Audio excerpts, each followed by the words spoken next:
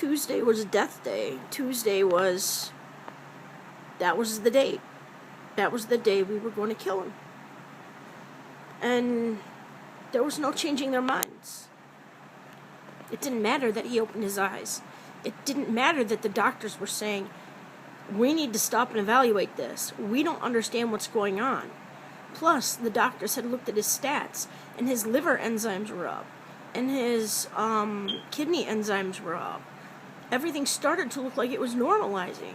But my family, my mother and my brother and my uncle and my aunt decided, no, this is what we were planning to do today. This is what we're going to do. And at some point, well, immediately after that, when we went out of the room, and I told you my brother was seethingly angry because I was hopeful, he took my mom off and had a big, bitch session about me with her. And they already weren't speaking with me. I would hang out with my dad at night. I was afraid to go home because they were all in a posse together, They all drove in. My mom, my brother, I guess my sister-in-law wasn't there then, but my mom, my brother, my dad's brother, and his other brother actually was there too, although he was gorked out because he'd had a massive stroke. So he didn't really say anything. But the other brother had plenty to say when he'd open his mouth. And that brother's wife was there. So it was the 5 of them against me. And I was the only one applying any kind of logic to the situation. Myself and the doctors. And the doctors were like, really, we need to watch this. He's getting better. He's opened his eyes. He's showing signs that he's improving. And my family, that's irrelevant. And I refused. Later, we had an end-of-life meeting. And we were all out in the hall before that happened. I was just down the hall a little bit because I was not somebody that my family was speaking to. I wasn't doing what they wanted me to do, and that's what they do. They bully me until they get me to do what they want me to do.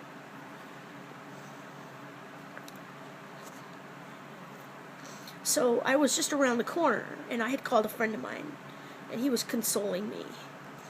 And I got done with the phone call, and I walked back, and they were gone. Everybody was gone, my family. And I happened to look in this glass room.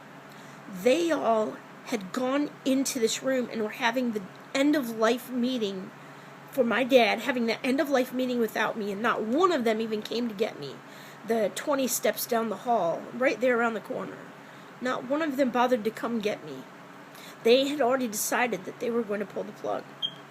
And I was infuriated. I can't tell you how infuriated I was. I tried to speak for my dad. I couldn't get anybody to listen or understand. I mean, I sort of got the person who was holding the meeting to understand, but not my family. They were just really mad, and my mom's argument was, well, we have to kill him now because he'll be so disappointed when he finds out about his teeth. And the other thing was Polly. Well, he really did enjoy those mushrooms. That was her argument. And I'm like, he wouldn't have enjoyed him if he would have known that they were going to kill him. He would not have enjoyed them then. He would not appreciate them then. But she's so illogical. That growing up with her, she's crazy. And I know I lost control, and I was yelling, trying to make people understand. I don't know why I thought louder would make them understand, but I just got out of control. I was the only one, and I was all on my own trying to show them how stupid it would be to end his life. And my brother walks out angrily, which is what he does all the time. After he insults me, we usually have this big fight. He and I cannot get along for anything.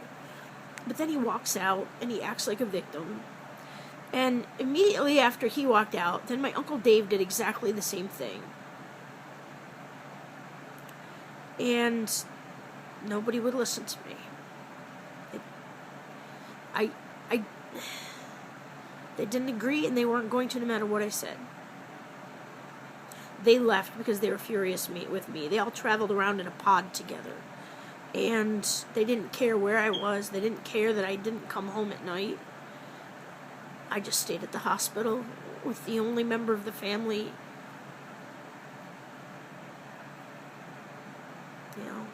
with my dad. I did hold him off one day. One stupid day. I held them off. And I sat in the room with my dad and just cried. Cried and cried. Later on, my mom had brought in a hymnal, so I sat and sang hymns to him because he loved music. When I ran out of hymns, I knew. I just started singing Christmas carols. I mean, it was May, so not terribly appropriate, but I just sat there singing Christmas carols to him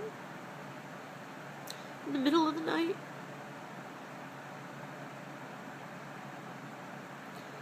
At some point during that day, I forgot to mention, it was after that meeting and they left, and I was with him. I was with him a lot more than any other family member. They were all hanging out together, and I don't know what they did most of the time, but it wasn't being with my dad in his last hours. That was me.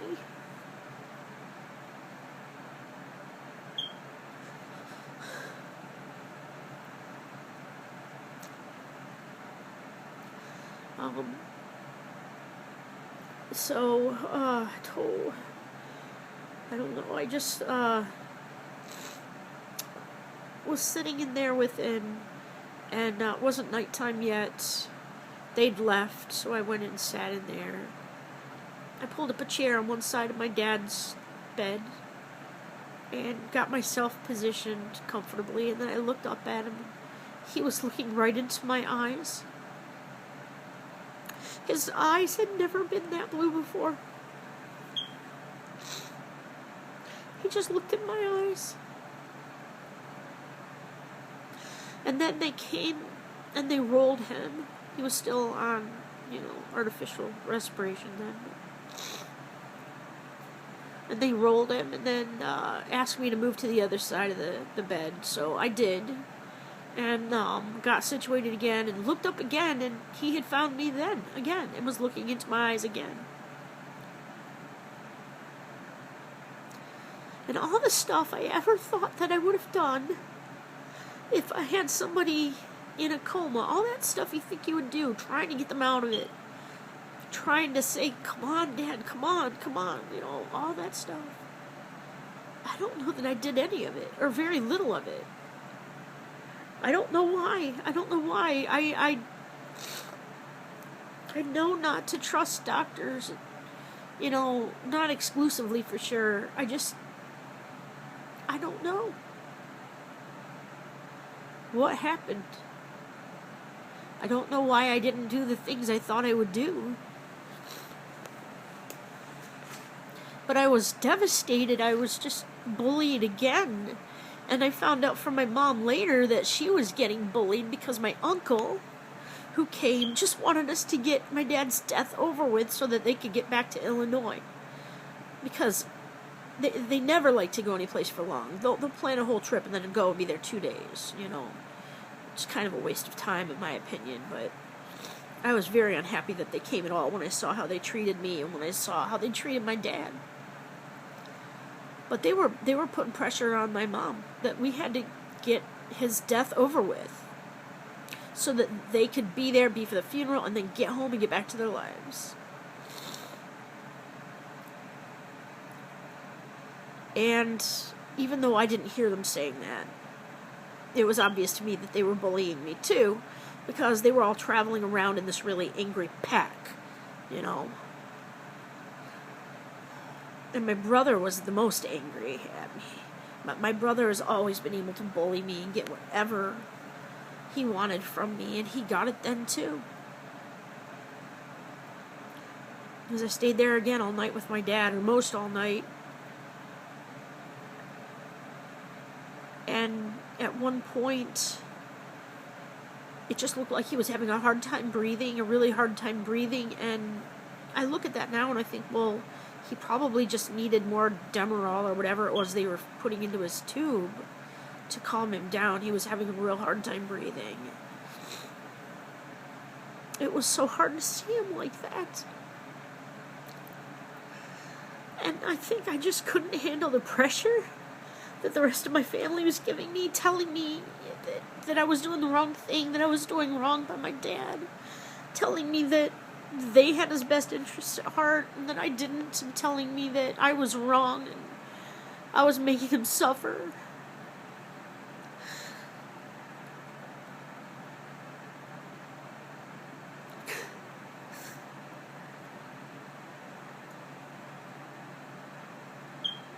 I made a really bad decision. And this is after telling my dad that I would fight for him. It was like 3:30 or 4 that morning, and I drove home, and having seen him in distress like that, not being able to breathe very well, and not thinking rationally, I guess. I mean, I spent so much time there, I was exhausted and so stressed at being the only one. Nobody was speaking to me. The only member of my family who couldn't, or who couldn't. So I went home, and I woke my mom up, and I told her, okay, I agree. And I never made a bigger mistake in my life. I have never made such a big mistake in my whole life. And I said, I agree. Just threw him under the bus because I couldn't stand the bullying. And the next day, I remember announcing that to my brother, who then started talking to me again. Before that, he wouldn't talk to me. And my uncle, whom I absolutely hate now. I absolutely detest my uncle. As far as I'm concerned, he's not family. And he did not have my dad's best interests at heart. But then,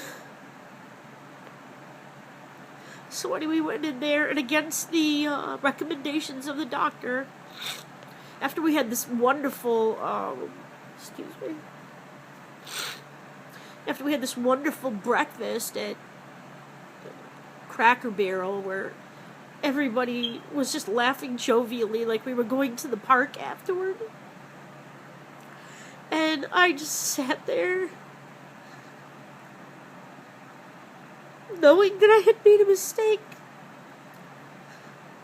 but thinking, I can't undo it now, and I should have, but I didn't. So instead, we got there, we went into his room, and like I said, against the wishes of the recommendations of the doctors, we asked that his respiration, his intubation be unplugged. Let him breathe on his own or die. And when we got there, my brother, who insists that he was already dead, along with my mother, that he wasn't there anymore, he told me that I should tell my dad what we're doing. We had brought these clay molds so that we could each have a mold of his hand, my brother and me.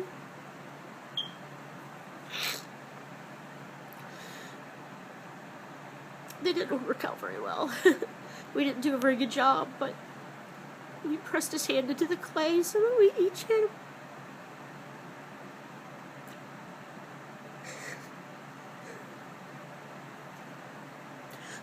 had a handprint.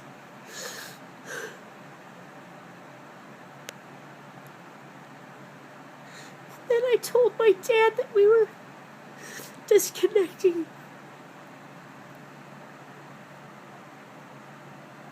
That we were disconnecting his respirator, and that we loved him.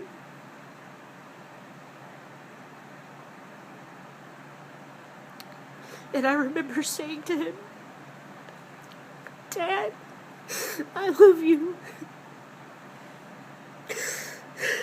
And I know that you love me too. And when I said that, a tear welled up in his right eye and then rolled down his cheek. And I told my brother, and he said that was just an involuntary action. It didn't have anything to do with what I said.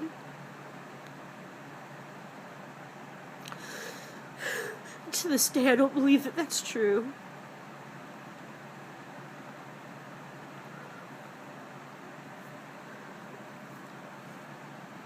So we sat there. They unplugged it. We sat there. That's when we could see into his mouth to see that all his teeth had been jammed backward. We just sat there for hours, holding his hands. I didn't want to let go of his hand for a second.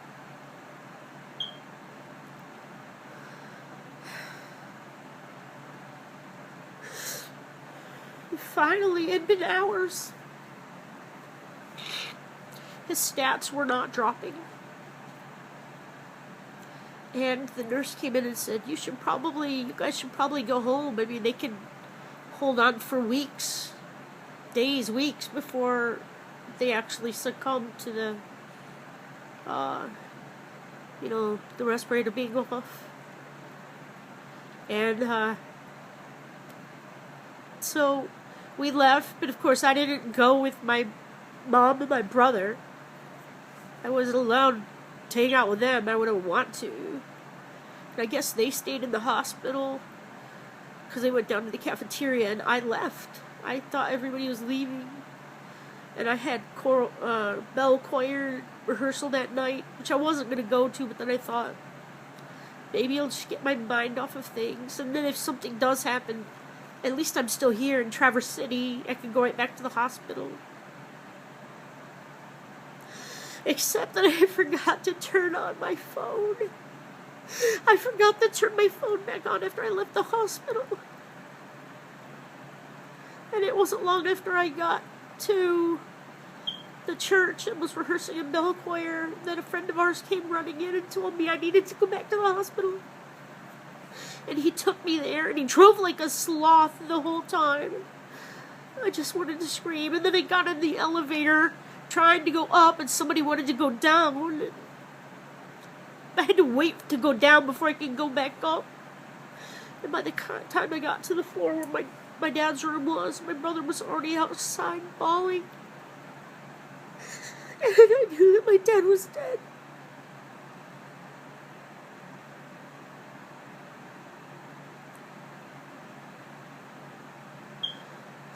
And I ran into his room, somehow thinking maybe there was one last gasping breath that I could let him know I just hadn't abandoned him. But he was gone. I put my head on his head. My tears were rolling down my cheeks and dropping on his forehead.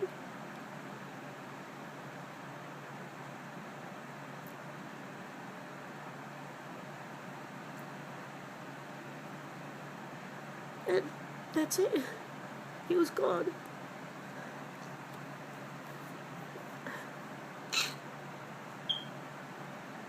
So, I have nightmares all the time. Sometimes they're dreams more than nightmares. That he's always lost somewhere in the world, and I'm trying to find him. I'm looking for him. I'm trying to find him. He's out there, but he just disappeared. Only I can never find him. I try so hard, but I can never find my dad.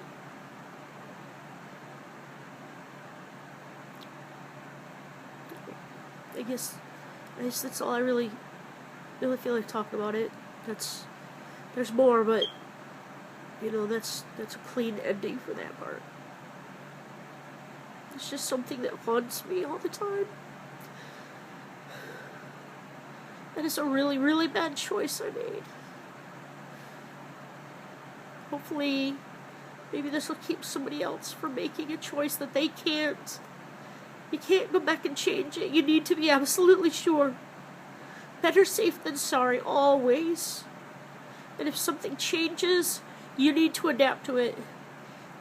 Even if every member of your family is an idiot when that happens, you still have to stand up. And that's where I failed. I didn't stand up for my dad. I failed my dad.